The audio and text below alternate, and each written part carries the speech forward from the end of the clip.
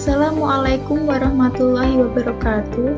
Kami dari kelompok 11 ingin mempresentasikan mengenai bab etika perilaku kontribusi para filsuf dengan yang beranggotakan saya sendiri Ayunda Trias Fatmadifa dengan NIM 2022121165 dan Revalina Berliani dengan NIM 2022121037. Yang pertama ada etika dan kode etik.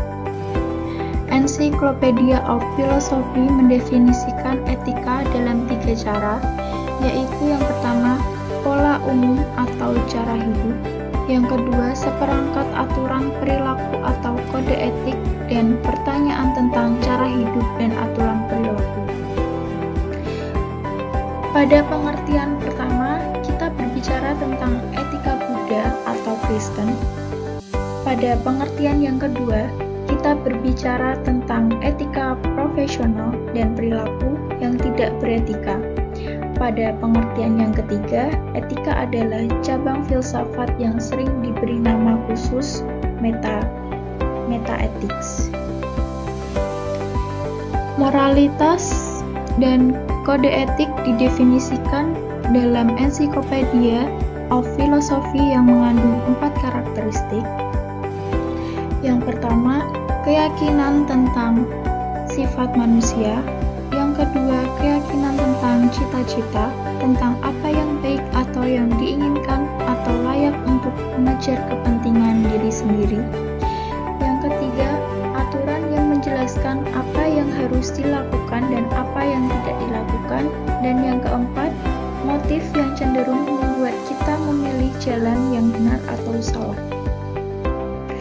Masing-masing dari keempat aspek tersebut akan dibahas menggunakan 4 teori etika utama yang digunakan oleh orang-orang dalam pengambilan keputusan etis pada lingkungan bisnis, yaitu utilitarianisme, deontologi, kesetaraan dan keadilan, kewajaran, serta etika kebajikan. Selanjutnya ada etika dan bisnis. R.C. Scarrow membahas tentang etika bisnis yang layak secara ekonomi. Jika bisnis itu tidak menguntungkan, maka pebisnis akan mundur dari bisnis dan bertanya serta berdebat tentang perilaku bisnis yang tepat. 3 penjelasan yang paling umum. Yang pertama, mengapa orang harus beretika? Karena didasarkan pada pandangan tentang agama, lalu hubungan kita dengan orang lain, dan persepsi kita tentang diri kita sendiri.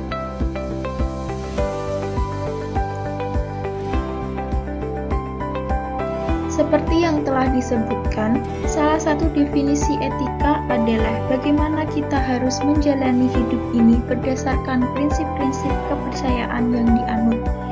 Tradisi Yunani mengajarkan bahwa sebaiknya perlakukan orang lain sebagaimana Anda ingin diperlakukan. Jangan mengucapkan sesuatu yang bohong dan kasihilah sesama seperti mengasihi diri Anda sendiri. Selanjutnya, kepentingan pribadi dan ekonomi.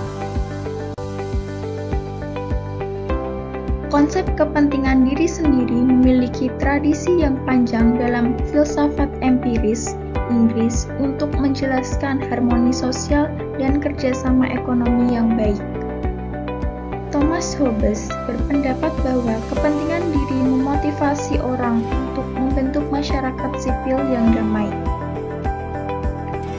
Dari perspektif masyarakat sipil ini, dapat dilihat sebagai kontrak sukarela antara individu-individu di mana terdapat beberapa kebebasan individu dan hak-hak yang diberikan dalam pertukaran untuk perdamaian dan pertahanan diri. Menurut Adam Smith, kepentingan pribadi mengarah pada kerjasama ekonomi. Ciri utama pada model ekonomi Smith adalah yang pertama, bahwa perekonomian merupakan kegiatan sosial dalam hal keuangan, dan yang kedua, pasar yang kompetitif bukan permusuhan. Selanjutnya ada etika, bisnis, dan hukum. Keterangan terpotong. Pertama, aspek kegiatan usaha yang tidak tercakup dalam hukum dan etika. Yang kedua, hukum yang tidak bersinggungan dengan etika dan bisnis. Yang ketiga, etika larangan yang tidak berhubungan dengan bisnis dan tidak ilegal.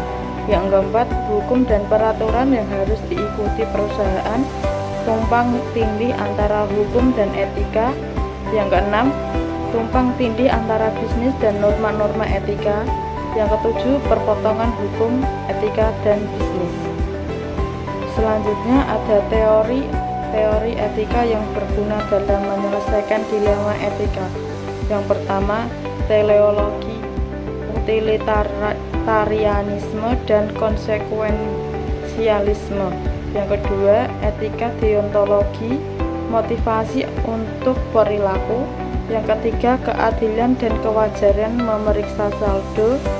Yang keempat, keadilan distributif dan imajinasi. Sekian presentasi dari kelompok kami. Wassalamualaikum warahmatullahi wabarakatuh.